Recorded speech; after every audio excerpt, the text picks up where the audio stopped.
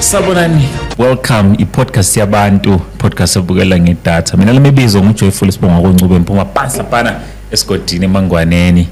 Namhlanje siliphathele one of our leaders esisesazethule. Welcome sir, linjani? No, ngiyaphila Joyful, akambonge. Yes. Ukuba ku podcast yabantu okhulumayo ngunobhala welizwe, Secretary General webandla lidala Zapo. Mr Hanana. Bandla lidala. Sithe sikhula thina vele yilo kade silazi sisizwa ngalo.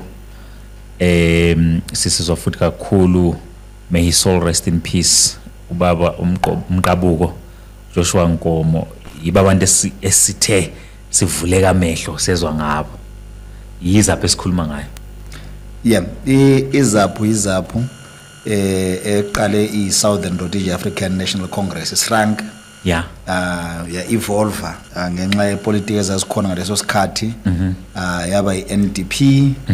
Yabhano ithe sibhaniwe yasisithi ngo1961 mhla ka17 December yaqala kubizwa kuthiwa nguZapo. Yahamba ithe salulelizwe yaba ne-armed wing which was called Zebra. Yeah. And then yahamba ithe sife ngo1980 for election purposes saba iPF Zapu. 1982 to 87 besikugugu round yasibulawa sagcina sesiza no PF. 2008 we started a process of pulling out of ZANU PF. In 2009 we pulled out via Congress and we went back to being Zapo. So we are still the very same Zapo in 1961. How do you become ZANU PF? Were you swallowed or were the negotiations ukuthi okay njengoba nango kuthwasa sithola uzibuse? How do you guys get into that? This is one of the saddest chapters of the history of our country, because one of the things that we must accept ukuthi ilizwe leZimbabwe was fought for primarily by Zapo and Zebra. The Zebra forces. That is why, I mean, most of the political leaders that you have ngabantu abaphume kuZapo. Yeah. So Master Stolosbose, the government at the time knew that there was a lot of chicanery surrounding the electoral outcome of 1980. So Mugabe ube ngenelisa ukuthi angabusa alala ubuthongo ekwazi ukuthi kule Zapo le Zebra ebingathithwanga kahle, knowing their capabilities. Esazi ukuthi the best army that we had at the time was Zebra. So if you look at the developments of between 1980 and 1982, you could tell that ZANU PF did not deserve to be in power for a number of reasons. When you look at the economic front, Zapo had amassed wealth, properties, land, buildings, and arms that were more advanced even than that of the combined ZANLA forces and the Rhodesian army. You would also discover that at the time Zapo had a government in waiting. So we were ready to govern as Zapo. Now you then find ZANU PF in power after concessions with the colonizer at the time. So Umgabo sezithola sengu-president kodwa akathembi ukuthi abantu laba ababusayo are going to respect and honor him. That's why then he concocts a lot of charges against the Zebra commanders. And by the way, you'll discover that people like Dumiso Dabengo had refused to be in the army because they were now meant to salute their subordinates. And so he didn't trust ukuthi abantu laba bazayekele kuba ku army bayehlala nkhaya. And at the time there's also people that had been demobilized. So he knew ukuthi into le uyijontshela abantu le.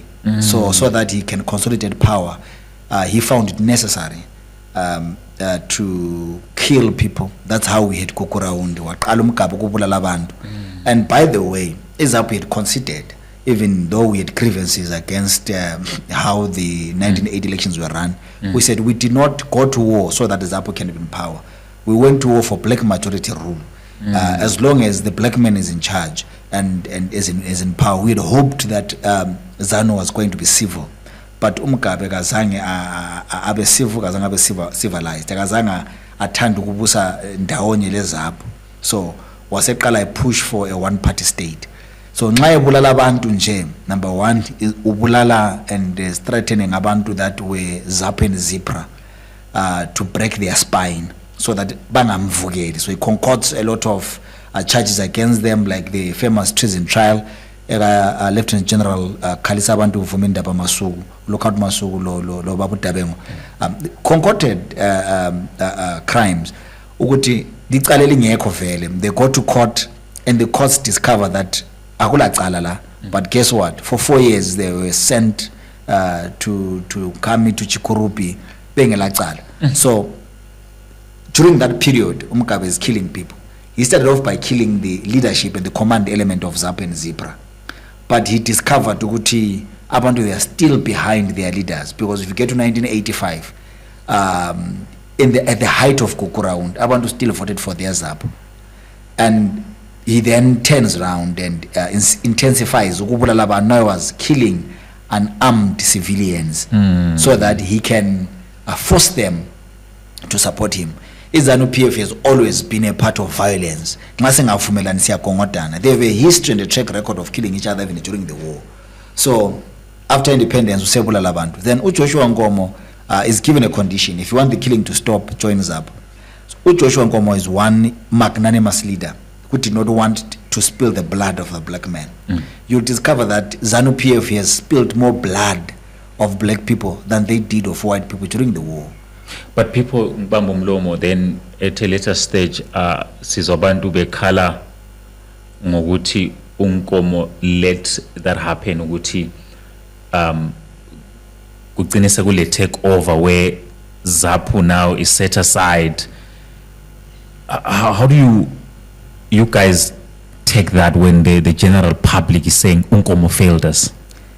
Uyabona abantu asibasoli yiko ngabi lokuqedisisa, kungabi lolwazi. Remember, when you are fighting a war, awuli uwedwa ulabantu that are going to support you, and you realize that at the time we were supported by the frontline states, and so before we went to Lancaster, there were many other negotiations, or Geneva, Malta, and stuff like that. So when we then go to Lancaster, Nkomo, for me, I feel he was ambushed in that he's given an ultimatum. The ultimatum is that go to independence, go to elections, or else we will not support the war effort. So Nkomo finds himself surrounded by people that want him to get a lasting solution. So even if he had opted to refuse and resist, there's absolutely no way he would have continued to get support from the frontline states. And looking at the geopolitics at the time, Russia also was, the USSR at the time, had problems of their own. So Nkomo, there was no way I'm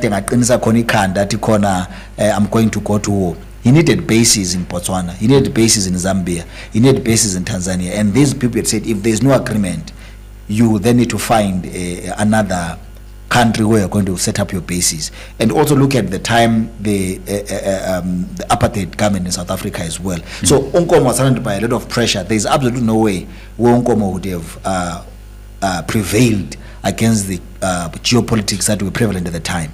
So even during Kukura, when you have people say that Nkomo should have said, let's go ahead and fight. But at the time, when we went into independence and accepted and considered that we have been defeated, an army in an independent state. The army now belongs to the state. So anyone who then keeps an army is a terrorist. That's why Nkomo then, to show goodwill that it does not have any interest, ZANU-PF, he had to make sure that it disarms Zapo, so that Mugabe does not use that as an excuse. Okay, you are not disarming people, and then it becomes a war. But by disarming his Zebra, it exposes Mugabe to be the charlatan that he was, somebody who calls for unarmed people and kills all of them. So abantu Nkomo wathengisa, ngabantu abangelalwazi. Nkomo had no option. But over and above that, Nkomo had believed that abantu singabantwana benhlabathi banabevu were equal. Nkomo never practiced and exercised tribal politics, which was practiced by ZANU-PF, which is why even if, let's just say, if he had the means of fighting back, he was going to be fighting back abantwana beZimbabwe. He was going to be killing abantwana beZimbabwe. He opted for peace so that we save the lives of Zimbabweans, regardless of who they are, whether they were ZANU or ZANLA, whether they were Tonga, Kalanga, Shona, black or white. Nkomo thought the lasting solution is to make sure that we stop the war, we have no peace. That is why he capitulated and said, let's go into unity. Yeah. This is where the Unity Accord came by. Yes, the Unity Accord was not an agreement that was gotten into willingly. Remember that when we go into unity, most of Joshua Nkomo's commanders are in prison. Some are killed. When we had Unity Accord, Lookout Masuku was dead. Tumiso Tabenga was in prison. He was actually released as one of the conditions of the setting up of the government after Unity Accord. Sidi Malunga had been in prison. Chinintuta had been killed. And many other leaders had been killed or had been imprisoned. So Nkomo goes into the unity talks weekend. Most of his lieutenants are either in jail, in exile, or dead. His supporters are being killed on a daily basis by the 5th Brigade, an army that was trained specifically to kill supporters of Zapo, primarily and secondarily to kill Ndebele-speaking people. So Nkomo is surrounded. He absolutely has no choice. He at some point was also in exile in London. So you can tell that he's frog march. He has to choose between a protracted struggle of black versus black, or to try and find a lasting solution that will bring peace. That's why he chose to go into unity. So we never went into unity because we wanted. We were forced.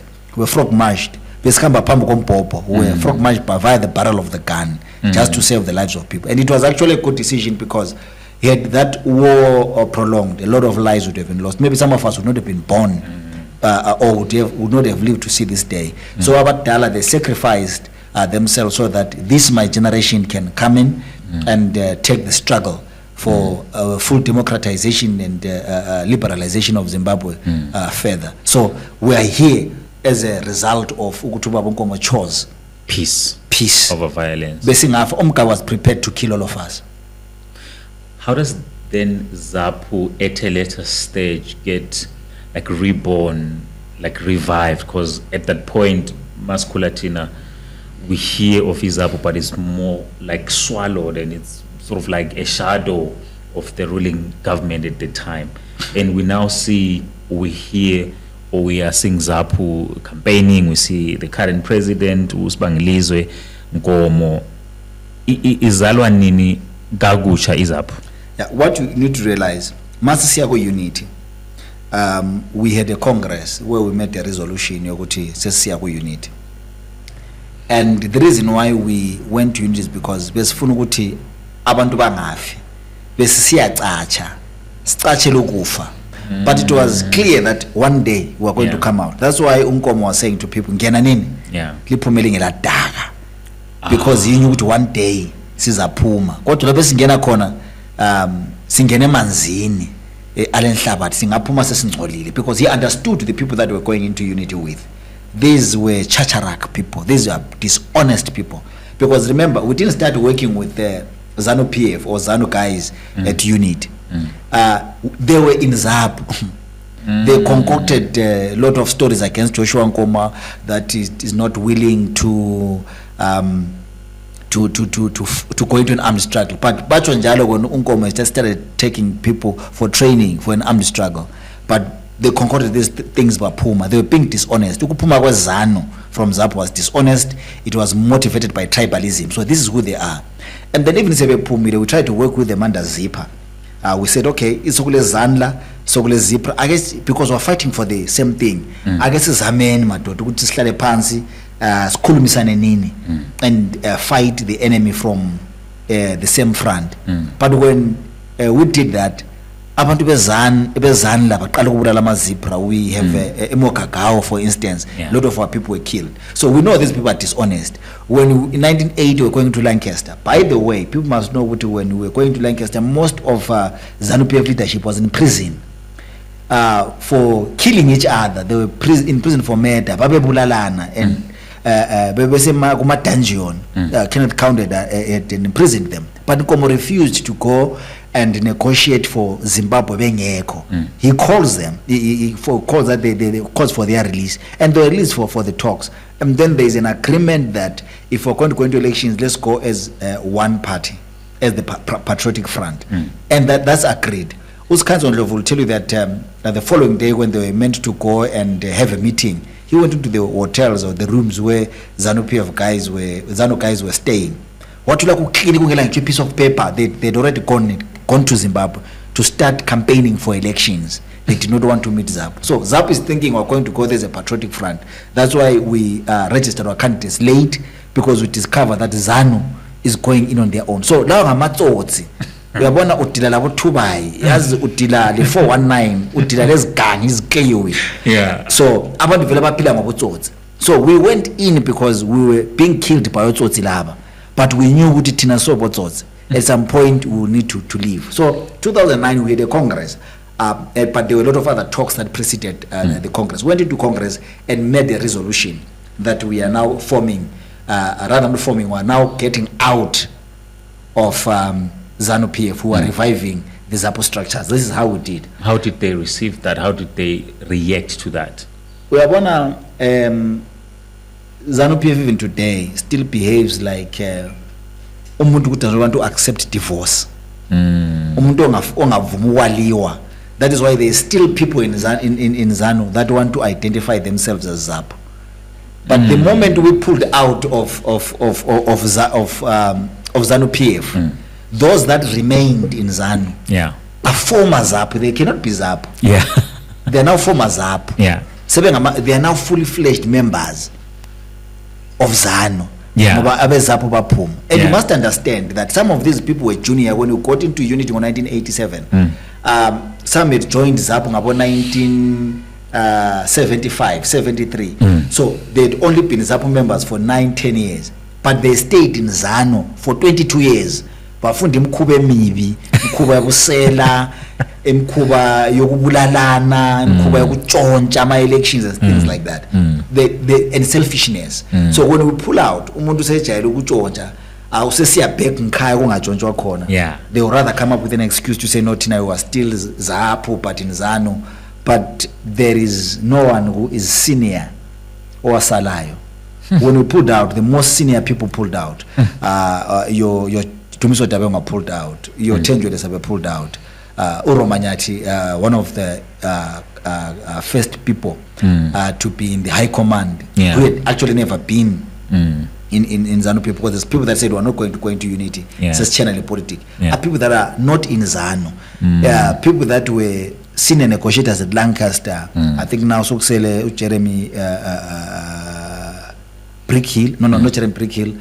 I forgot his name, but I'll remember. The negotiators, Oromanyati, they are not in ZANU. Lapana Sukwasala and Joseph Patas Kwama, the PAs, the chaperones, and the political wannabes. People that then became senior because others died. But the real people that were in the forefront are not in ZANU. Labana basala, even those that are old like Ambrose Mtiniri, Nabana Basdingeli is Chwala. Nabana that are protecting their interests. Kumele sikumvume khonoko. Ukuthi abantu bayapanduka, abantu bayachinja. Opet impofu bavele bapanduka labo Calistas before there was unity accord. Sebekhangelela izisu zabo. So abantu bayadinga amadlelo. And ZANU PF seems to be a very good dlelo for amasela. And everyone who's, I mean, look at the kind of people that are in ZANU PF leadership. Most of them are accused of one thing or another. So that's a gathering of criminals and crooks. So even us as Zapo, those that are in ZANU, we view them the same. You speak so passionately about all that has happened, and is this what made you join politics? I found myself in politics maybe by default and not by design. I'd never imagined myself being a politician or being an SG of Zapo. I've always, however, been an advocate for justice. But when you look at my life, you could tell that maybe God had ordered it that way. Because one of the first people that I worked with was Kainson Love, who was in ZANU, by the way. And through him, I got to interact with a lot of Zapo, Zipra people, and this is before Zapo pulled out. I then began to understand our history as Zapo. I understood how ZANU PF destroyed our archives and destroyed even the iconography of and then the icons of Zapo and Zipra. And I also come from a family where we are politically conscious. We brush shoulders with a lot of Zapu and Zebra cadres. Yeah. But I then had a closer relationship with police when I worked with our former president, Mr Hanana. You would know I set up a foundation. I started from scratch, and on a daily basis, I was with him, interacting with him about one thing or the other. So I got to be mentored or schooled or exposed to politics. Yeah. I mean, during the coup, where President Hanana was heavily involved, I was with him. So I got a bit of exposure into statecraft and boardroom politics and things like that. So when, and then, I mean, it is in 2017 where he then said to me, I know you're working in the NGO space where you're not supposed to be partisan. Don't you think it would be good for you even to sit at the back and be a spectator or learning, but make sure that you are a Zapo member? So I did that, and I found myself running his foundation, which really has a lot of political undertones. And then he passed on. When he passed on, I was asked to speak at his funeral, and I spoke from the heart. It is where I had a rude awakening that the system of ZANU-PF is vindictive. Regardless of some of the signs that I had seen in the past, there's a lot of things that I got exposed to.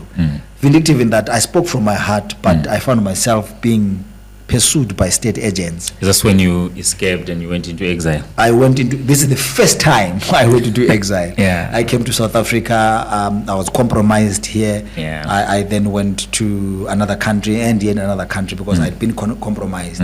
But then at some point I went back to Zimbabwe. And at the height of COVID again, I found myself in the middle of the night. Mnangagwa was sending a team that was called the Ferret Team, coming to try and abduct me with strict instructions to, if they found me, my body is needed, dead or alive. That's how I eventually escaped the country over my work as an activist. So I then thought to myself, let me find myself in playing an active political role. Let me find myself a political role, because activism, particularly if you are from Matabeleland, I mean, people don't value. And this is the legacy of Robert Mugabe. This is the legacy of the misgovernance by ZANU, where everything Harare is better, where everyone from the north is viewed as a better leader or is doing something productive. I mean, Elton Mangoma ran a political party, no one ever said it's regional or tribal. Tendai Biti ran a political party, no one ever said it's regional or tribal. Joyce Mjuru ran a political party, no one said is regional or tribal.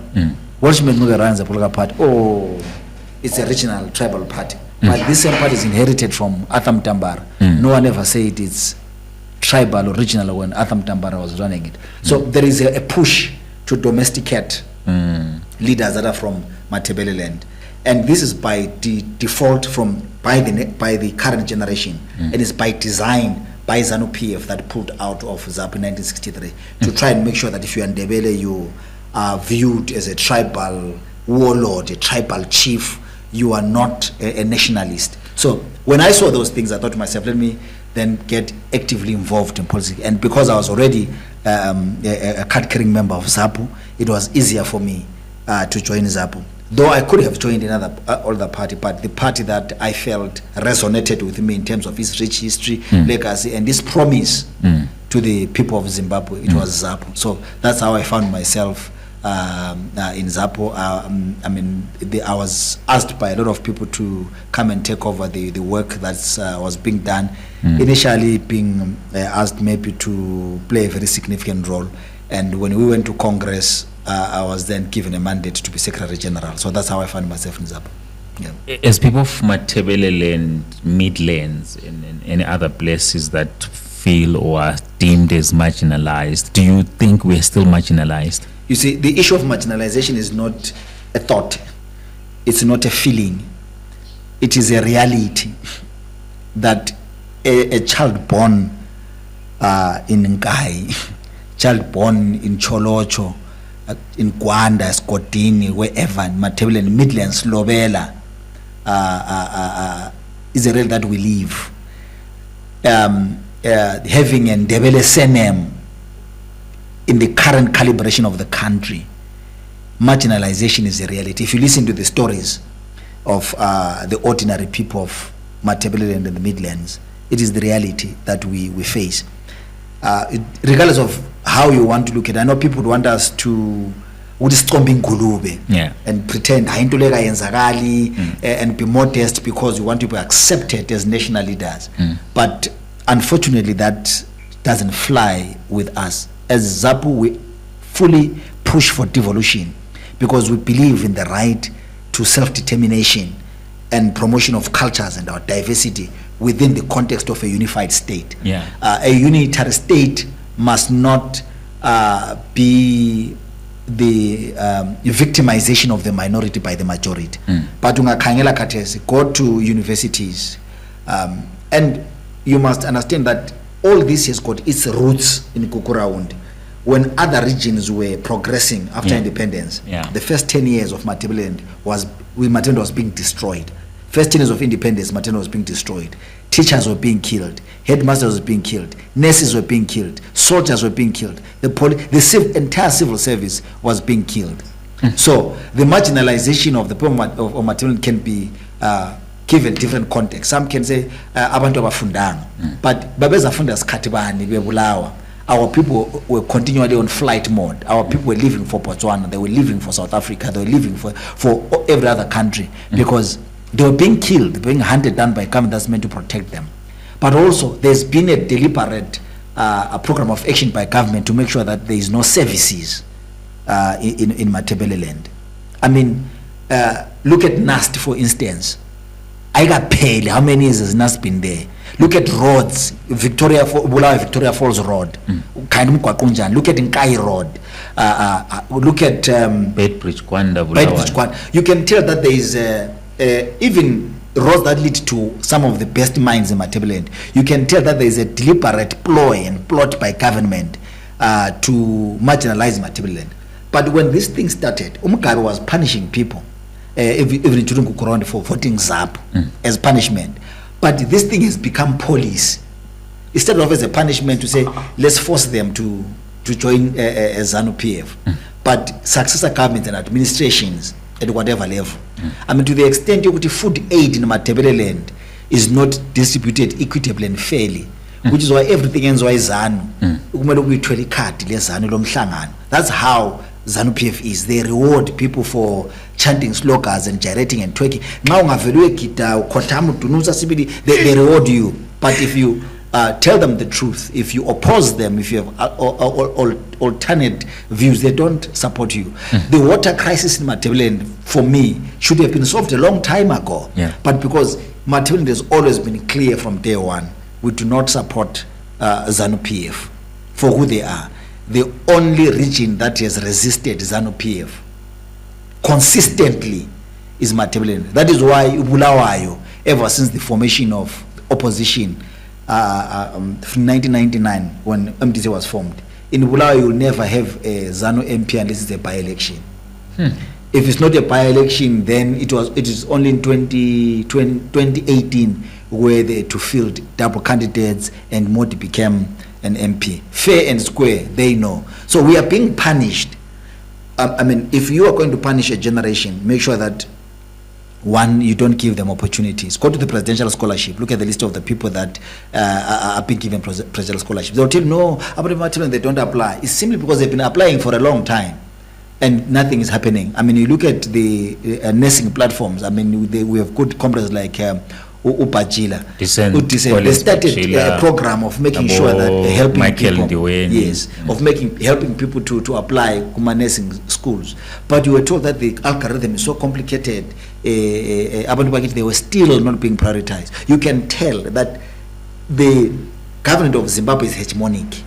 There is a supremacist kind of politics, and our people are being used as pawns in the grand scheme. We have representatives that Andebele or that are Tonga Kalanga in Matabeleland, but they don't represent our people to ZANU-PF. They represent ZANU-PF to the people of Matabeleland, and that's a big difference. They have no voice. So there's no imbalance. There's nothing that they're pushing. There's nothing that they're making better, because the politics of ZANU-PF is anti-Matabeleland. And that people must know that. And when we are in opposition, we expect to see a difference of politics. We do not expect to see politics of hegemony.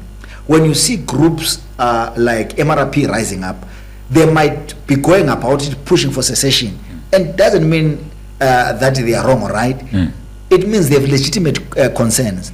If you engage a lot of our people from Matabeleland to say, do they feel they are Zimbabwean? Very few people will tell you they are Zimbabweans, which is why, as Zapo, we feel that let's try and have a system of devolution where people will feel like they belong because they are in charge of their localities, where they are in charge of their resources, where they are in charge of the areas where they stay. You really look at the employment demographics in Matabeleland.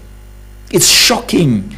Even for the simplest jobs, to find locals there. We can say we're being tribal, but that's not being tribal, it's being real. They'll tell you that Bulawayo is a cosmopolitan province, so you'll find everybody. But Harare is cosmopolitan. Why sing at Tulaman Ndebele? There are cleaners and stuff like that. And Ndebele is scared to go into those spaces and also take part or fill those spaces or those positions, because someone can come and say, we are open also to allow Ndebeles to come in. Saying something and really doing it is different. Yabona, you can't say our people buy a server, but abantu bakithi babaleke Zimbabwe babuye South Africa. Bezo kitchings so much kusabo chwana bezo baleka, they are being called amakwere. Even up to now they are being called amakwere, and now there's about 4,000 people trapped underground in a mine. I can bet my last dollar about 500 of those people could be Zimbabweans. So abantu, they cannot be more scared of their government and opt to go to where they are not known and being victimized or bayahluthwa babuzwa ama passport bayathethiswa. There's victims of xenophobia and stuff like that. Our people opted to leave, one, because they were killed, they were victimized. Even if you go in there, you'll be victimized.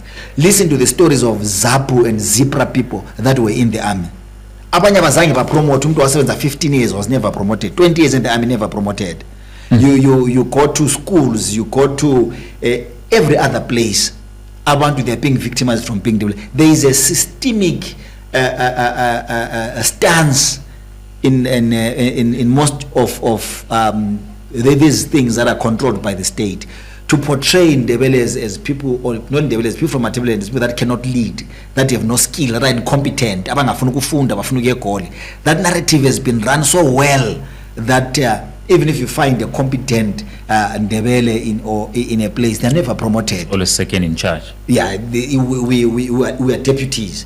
And that's where we have a problem. I don't understand why we have our educated people and stuff like that, but they're always overlooked for appointment. Every time you see a Ndebele being appointed, it's for cosmetics and aesthetics, and not necessarily that they are promoted there because they are capable. It's rare to find that. So abantu bakithi, they are learning. Abantwana, they are learning. They are seeing, okay, it's better for me to grow up and leave the country because there's no opportunities for me here. And these are things that, as political players, especially in the opposition, these are discussions that we must have. I remember one time, I think, leading into the Constitution of 2018, there were discussions around an equalization fund because Matabeleland has been more marginalized. We had people in the opposition rank that believed that Matabeleland is not marginalized. I want you to realize that there are places that are underdeveloped in Mashonaland and places that are underdeveloped in Matabeleland, but the reasons are different. In Mashonaland is simply because of bad governance. In Matabeleland is because of marginalization. So you cannot argue and say to me, akula mkwaqo enkai similar lakula mkwaqo in some place in Mashonaland. Ngali mali bikhona bayidlile, it's incompetence and neglect. Ngabe bivele ingekho ayizange yafakwa. Because we want to oppress these people. Look at the farms that were taken during the land grab. Before you go ahead, we've got a finance minister who is Ndebele. When allocating funds, is he not allocating funds equally to all the provinces and government departments? And how do we prove that in Mashonaland the funds are allocated, but Ziyadliwa, and in Matabeleland the funds are not allocated at all? I'll give you simple examples. Recently, Zinara gave money to local authorities for rehabilitation of roads. The mayor cried foul to say how Tina we were given a shorty job. I mean, the money that we're given is not fair. And the bulk of the money goes to develop other regions. So the fact that, you see, marginalization in ZANU-PF is a policy, it's not an issue of tribesmen. So even if you are in Ndebele and you are in ZANU-PF, you are going to be used as an instrument of marginalization, because marginalization is a policy. You are there to pacify your people, to say, okay, at least we have a position. But in terms of what we get out of it, there is nothing. And that is what must be known, which is why we always invite people to join Zapo, because in Zapo, we don't have tribalism. We don't look at people based on where they come from. We look at people on merit. That's why we push for devolution, so that locals can benefit from the resources that are available within their spaces. So this is who we are. In ZANU-PF is the other. So there can be arguments. We can argue and say how our funds dispersed and stuff like that. It has never been fair. Look at simple things like distribution of ukudla when there is a drought. Most of Matabeleland families are not fed. In any case, Matabeleland has always been drought prone from Gudala Valley. But it only becomes a crisis when there is a national drought. So the way people are being treated in Matabeleland is not all about money. Look at even when our icons die, how they are treated. Recently, Partizanyati died. Seasoned historian, he's given a state-assisted funeral. Some chap who was singing music, singing Zim dancehall here, died, was given liberation hero status. Makura Charumbira, which just put Mkabe to White City dies, is given a hero status. So these are the things that people must be clear about, that we were second-class citizens in Rhodesia because we were black. We are second-class citizens in Zimbabwe because we are from Matabeleland. And people must accept that. We must deal with it. We must singayigcwigcwizi into yakhona, singayifihli, singayingingizi, singayingunguni. Awube into esikhuluma ukuthi abantu beMatabeleland abatrithwa kuhle. How does Zapu plan to deal with that? What is the plan? The first plan is to make sure that ZANU-PF is out of power. Because as Zapu, we are not looking at reforming ZANU. Laba kabachinji izigebenga banjalo is in their DNA. The first step is to make sure that ZANU is out of power. But if that fails, what we are pushing for is devolution. Not this watered down devolution. There's still not devolution. That still must be implemented via devolution. Devolution is the only way to go. Where we have a fiscal devolution. Fiscal devolution means that Imales is razor in a place, we retain some of the money and we to develop ourselves, we remit to national treasury part of the money. The opportunities that are there primarily benefit the people that are there. There is absolutely no reason why you can tell me, okay, because there's a mine here, it's a national cake, and the national cake benefits people from, say, from Manicaland ahead of the people from Matabeleland. It doesn't work like that. And by the way, we have a Hararized nation. The people of Manicaland also actually had their diamonds. Go to Manicaland, you can't tell that it's a province with diamonds. So devolution is not a tribal thing to benefit Matabeleland. It's something that has to benefit the entire region, so that we have equitable distribution of resources. The people of Manicaland need devolution maybe as much as us, or more than us. But also devolution is an instrument and a tool by which we can develop the country. Let's just say we build 1,000 schools. Rather, we have a target to build 1,000 schools in the country. If we happen to build 700 or 900 schools, we have met our target, regardless of how well spread they are. So, we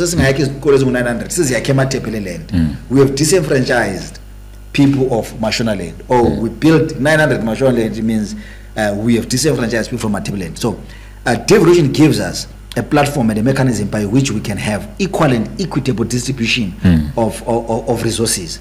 Once we have a centralized government,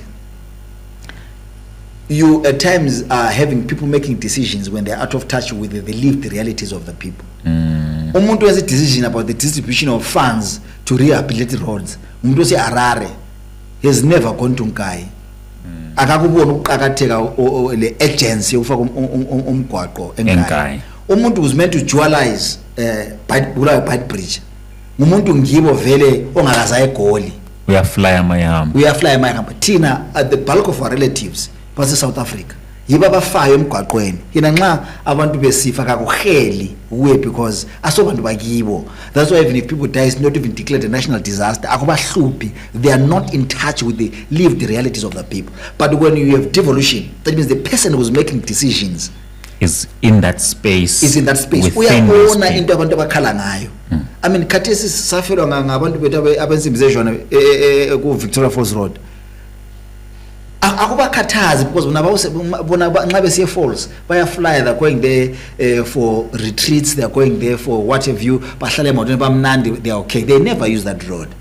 Right? So these are the people that are making decisions for us. Yeah. But with devolution, it means that the local authorities, the local people are able to sit down as a people and say, this is what we want. When now we have to go through some structures, bureaucratic structures that are centered in Harare, and after that, so many political ZANU, because if you look at the resolutions ZANU from their last conference, one of the things that they're saying they want to strengthen the principle that the party is superior to government, is superior to the country. The most important organ in Zimbabwe, according to ZANU PF, is their Politburo. A Politburo of tribalists, a Politburo of corrupt people, a Politburo of looters and killers. This is their most important organ. An organ where very few people there are competent to run a government. Because had they been competent, Zimbabwe would not be where it is. We are where we are because we have a country that is run by incompetent people. In terms of capacity, numbers, strength, where is Zapo currently? Is Zapo ready to govern? Is Zapo ready to take over? Do people have confidence in Zapo? You see, the first thing that we must realize, Zapo does not want to be in power for Zapo. Zapo wants to take over power so that the people of Zimbabwe can have a foundation where they can express themselves on merit. So in the event that Zapo does not have the skill sets or all the necessary skill sets, because I believe we have some sort of skill sets to run a government, but in the event that we do not have all the required and mandatory skills to run a government, Zapo is willing to work with all the other Zimbabweans, which is why we have always supported coalitions, alliances and stuff like that, because we understand our strengths and our weaknesses. We work with everyone. We have never been selfish. That is why even when we came back from the war, we had a government in waiting. When we came here, when we came to Zimbabwe, we had a fully fledged government, right? But we offered our services and Mugabe dismissed us. We didn't fight and say, okay, and force ourselves. But in terms of where we are in the political climate and context of Zimbabwe, you realize that I think we stayed too long in ZANU, and a lot of other political parties came into play, and most of our supporters and members. That is why you see that the opposition has got the strongest support. I mean, you look at your MTC and stuff like that, their strongest support has always been where there was a stronghold. Zapo, number one. Number two, we still have people that are skeptical about Zapo. They feel maybe ZANU, and ZANU is running a narrative. You could know Zapo is in ZANU, just to confuse the masses. So we have started a process, I mean, of rebuilding the party, and you must understand Lapes Vela Corner. When President Dabengwa took Zapo out of ZANU, his mandate was to make sure that the pullout is authentic and is acceptable, right? And he successfully did that. I mean, those that would argue, I mean, some took us to court to say, no, we're still in ZANU. They lost the court case. Now, if you look at now, very few people will say we are ZANU and genuinely believe it. They can't believe it. Now, after the demise of the Comrade Dabengwa and the change of administration, the Sibangalizo Nkomo administration has a duty to go to the people, to go to the masses. This is why you find that we have been doing what is called direct constituency penetration, where President Nkomo goes down to the people to explain to them, this is who we are. And rarely do you find people say, oh, but you are in ZANU, because President Dabengwa dealt with that, that we are not in ZANU. Now we are now building a formidable opposition that is in touch with the lived realities of the people. That's why you find us, we are where the people are. And it paid dividends. I mean, for the first time, Zapu won a council seat. It shows that there's progress. If you look at the number of people that are voting Zapu, you see that there's a progression. So this is where we're going. And for now, we might not be the alternative opposition in terms of numbers or the best opposition. But from our numbers, we are the third biggest opposition party in the country. Are people on the ground, do they have confidence in Sibangalizo Nkomo? Unfortunately, in Zapu, we do not view the party from the lessons of a strong man, because we are not building a personality cult. We are building an institution. Remove Dabengwa. President Mabuga takes over. Zapu stood. We go to Congress, Sibangalizo Nkomo takes over. Zapu is standing. Remove Nkomo today, John takes over. Zapu will stand. Remove John, put Peter, Zapu will stand. So in Zapu, we are not running a narrative of being confident in a person or personality. We have always been known for building strong institutions. So the confidence that people have is not tied to an individual. It is confidence that is tied to a party. There is no one in Zapu who feels Zapu is where it is because of me. You are where you are because of Zapu, and because the people believe in Zapu and not necessarily in you. So whether or not people believe in Sibangalizo Nkomo, it is neither here nor there. Have Zapu managed to get back the properties from the current government? We've heard stories with Tugunama properties that were taken back in the day, and there's been a process of trying to get those back. The issue of properties is very complex, but ZANU has not given us back our properties for a number of reasons. If we got all our properties today, in the next elections we'll be in government, because we'll automatically be the richest political party, not only in Zimbabwe, maybe in Africa as a whole. Our assets by now, their cumulative value is worth billions of pounds. We had properties, farms, and a lot of animals in those farms, houses, commercial stands, and stuff like that. Magnet House in Bulawa is a Zapo property. Vanguard House in Harare is a Zapo property. A lot of our properties are in the hands of ZANU, and ZANU will not give them to us because it gives us political advantage. The reason why they were taken was to emasculate Zapu. So giving us back the properties means that they are letting us loose. And I'm telling you, give us our properties today, in 2028 we're in government, because politics now is about resources. So Umnangagwa will not make that. He can make promises and say, I'm going to give you, I'm going to give you, but that doesn't mean as a party we're not fighting to get back our properties. We are doing everything reasonably possible to get our properties. Maybe as a last resort we're going to occupy them forcefully, because they are ours for starters, and we should benefit. And by the way, you realize that when we had the Unity Accord never included two things. It never said any. It is silent about ZIPRA, silent about our properties, and that on its own is telling. But now the folks and chaps in ZANU are now saying, okay, because you went into a Unity Accord, it means the properties are automatically, they belong to the state. They belong to ZANU, not to the state. Primarily they said the state. Now they're saying no, maybe I say ZANU because you became one party, but they don't understand that those properties were, in as much as they belong to the party, there were companies that were formed for the party with non-directors. So the properties are a separate issue to the politics. And you remember that over and above the properties that were taken that belong to the party and the companies owned by the party, certain individuals lost their properties when Zapo properties were lost. By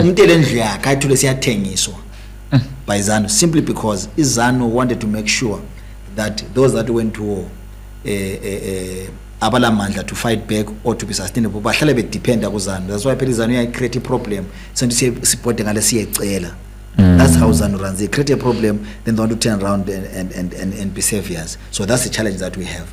But as Zapu, we are prepared, particularly the younger generation of Zapu.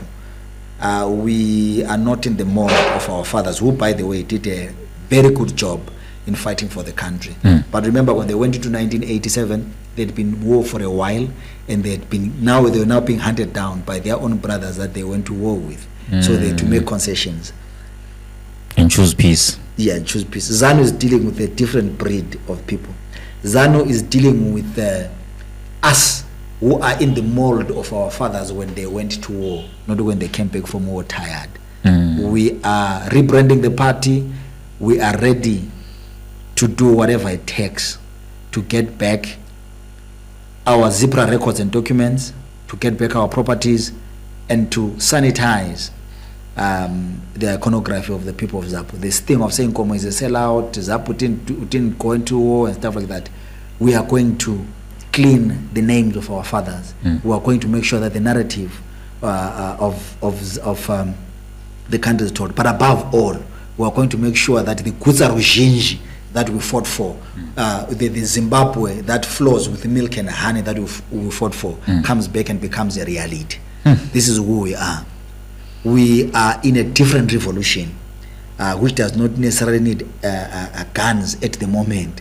We're in a revolution that needs people to be able to articulate policies and to be able to make the common man on the ground envision a better Zimbabwe. The unfortunate thing is that my generation sees the current Zimbabwe as normal. This Zimbabwe gets by normal.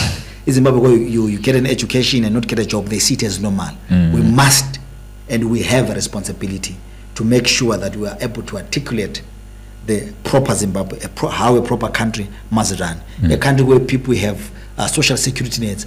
Umuntu uyasebenza 20 years ayehola imali which is less than $150. Abantu worked for years. Umuntu nxa esuka ekhaya ekati bus imali azoyithatha koBulawayo is less than what they used to come to Bulawayo to get the money. These are things that as Zapo we need to correct.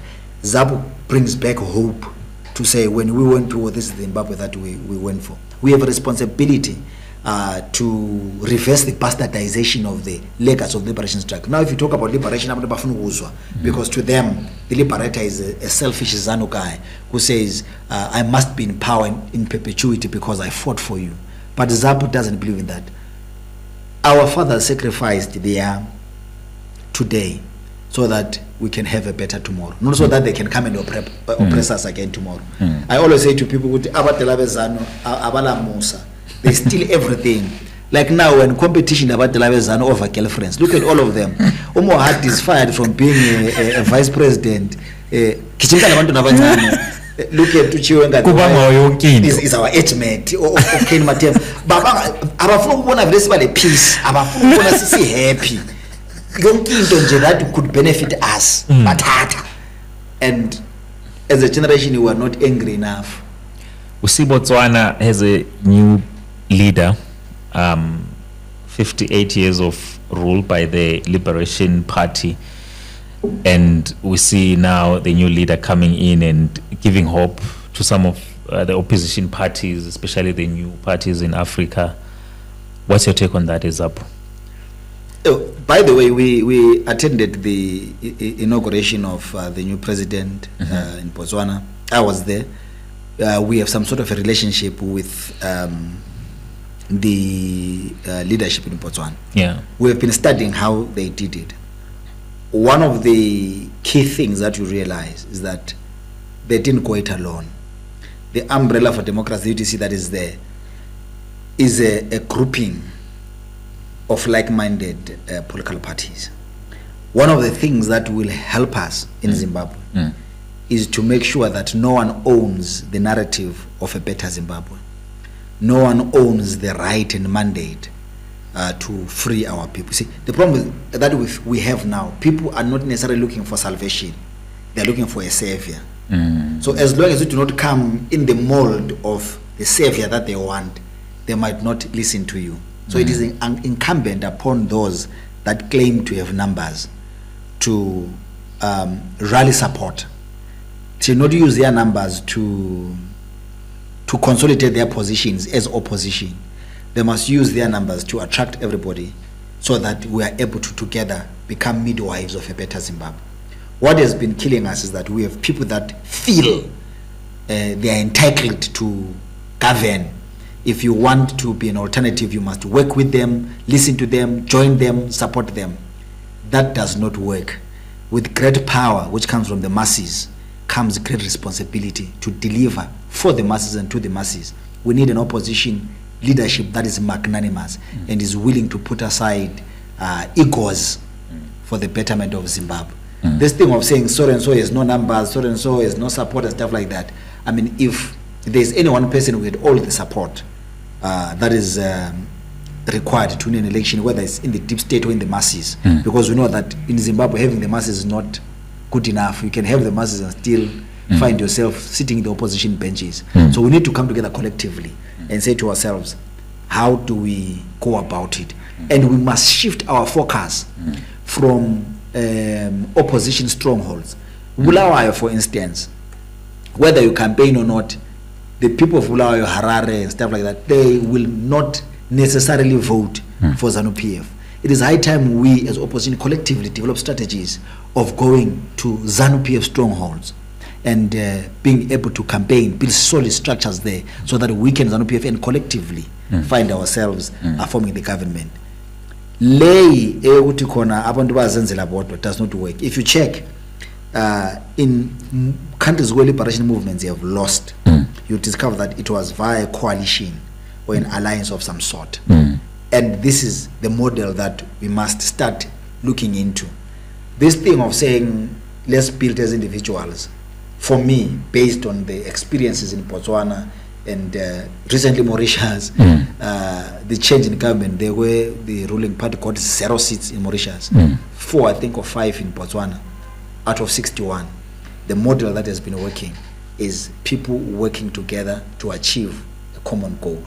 Let's move away from wanting to be number one. Let's do things for the people of Zimbabwe. Because if we all trust and want to be number one, our independence and freedom might not come. So my encouragement to opposition leaders, my encouragement to anyone who dares to want to see a better Zimbabwe is to let's start a message of uniting the people that want freedom.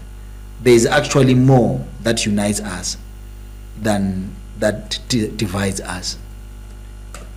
We need to find a way of swallowing our egos and our pride and be able to work together to deal with the enemy called ZANU-PF. Our people have suffered. The state of hospitals is unpalatable. Abantu abafaya ezibhedlela, I mean, babula izinto under normal circumstances ongamelanga zibabulale. Ukulimala kwa-accident umele le-ambulance ukuthi indlu yakho iyiche kulo muntu phakathi fire brigade ibingela amanzi. Simple things that in a normal country should not be killing people are killing people in Zimbabwe. And if we have a leadership if we have a leadership that has a conscience, the situation in Zimbabwe should not be allowed to continue another day. What we are seeing in Zimbabwe is unfair. Into enzakala Zimbabwe buhlungu. We must not allow it to continue. But ZANU-PF comes for us one-on-one. We must find a way of coming together. Abantu bayabotshwa for speaking out in Zimbabwe.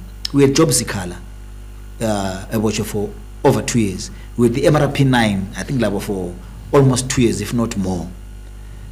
And life continued normally. But we must come together. If they come for you, joy. Sonke. Kumbengi Zapu, MRP, MDC Alliance, CCC, Blue, Green, whatever name, as long as we feel that what has happened is wrong, we should make sure that we support you so that the state knows that the cost of arbitrary arrest is too much to pay. Uskala, had we flooded the courts had we protested collectively, would not have been where he is. When elections were stolen, had we had a joint response, we would not be where we were. But in King's lives, that are in opposition, that are seeing an opportunity to kapula from the situation. So that's where we have a problem. But I pray that God one day will raise an opposition leadership in Zimbabwe that has got his people, the people of God, at heart. For the people, not for themselves. People that want to change ZANU-PF, not because they want to replace it with themselves and continue with the ZANU-PF system. But people that are saying we need to change this thing for the people because it's not working for our people. We want something that works for our people. And people that are going to commit their lives, not just rhetoric. It's easy to talk, but we need people that are going to work the ground to make sure that we deliver the Zimbabwe that we've always envisioned. Wow. Asibongi ngabasikaqedi sazobuya inkulu ingxoxo. I think after a while you haven't seen us. We've had President Umqondisi Moyo from MRP. We've had journalists and political analysts coming in sharing their views, and I think after MRP it is our first time having someone else from a different political party. You are also welcome if you are coming from another political party to come and share your views as he just did, because we believe that we are a platform that gives you the freedom to come and air your views. If you are from ZANU-PF and you feel like what he has been saying is not true, come, challenge it, argue, state your facts. If you are from CCC and you're feeling that there is something that you want to share, because as he said, they believe in alliances and coalitions because they are about the people, not just personality cults or the party Zapo only, but this is about you. What are your thoughts? What are your arguments, your points? Comment, share, like. But before we go, I want to give you a platform to speak to the people. What should people look forward to? Here's Zapo, you're the Secretary General. As you mentioned, what is Zapo promising the people? Speak to them. Yeah, I think the first thing that I want to appeal to the people of Zimbabwe, particularly those of us that are in the diaspora, is that number one, let's try and find a way of supporting the cause for the people that are at home. For instance, let's send money, 1 rand, 10 rand. I mean, if we have 100,000 people in South Africa giving a political part of their choice, and in this case, because I'm Zapu, say Zapu 1 rand a month, it means we have 100,000 to run the political programs that we have. Number two, we need the plight of Zimbabweans to be known. Abantu abase South Africa, make sure that you are in touch so that you know what's going on ekhaya. Make it known, make it public, so that umhlaba was what our people are going through. Number three, bagithi kasihlele nini i-election libuya kanye in 5 years. Once in 5 years, this plan ngaze sikhulume, ngaze sichinge, ngaze sipopote. Ultimately at the moment, the solution here Zimbabwe will come from a vote. Let's plan to go down and register to vote. I know we can say let's have a diaspora vote, but katisika yikho izanuka ifuni. So before it comes, let's remember that even this right to vote was paid for ngenkalakatha prize, which was the blood and sweat of our fathers. They paid the ultimate price. For us, it should not be a difficult thing to do. It should not be a very huge sacrifice to say once in 5 years you go down, you put an X on a Zapo candidate. But as Zapo, we promise people a government, a devolved government. Uhulumende ongabandlululiyo, uhulumende ongakhetha abantu, uhulumende that promotes people based on merit. Above all, we promise to protect the citizens of Zimbabwe regardless of tribe, gender, race, or any other thing that can be to discriminate. This is the government that we are promising people. We're promising a Zimbabwe where there's equal opportunities. We're promising people a Zimbabwe where human rights, land and property rights are going to be respected. Promising people a Zimbabwe where people are free to express themselves regardless of their language, regardless of their culture. Because one of the things that is suppressed in Zimbabwe at the moment, the minority cultures and tribes are suppressed. That's why isiTonga singafundwa. That's why isikhalanga singapromotwa. That's why isiXhosa singapromotwa. We promise the people of Zimbabwe to build a nation out of the state that we have. We promise the people of Zimbabwe that the army of Zimbabwe, the police of Zimbabwe, will be used to defend the citizens, not to hunt them down and kill them. We promise the people of Zimbabwe that the resources that are being produced in their localities will be used to develop them. We are going to deal thoroughly with the issue of corruption, with the issue of looting, and things like that. That's why we had a manifesto called Back to Basics.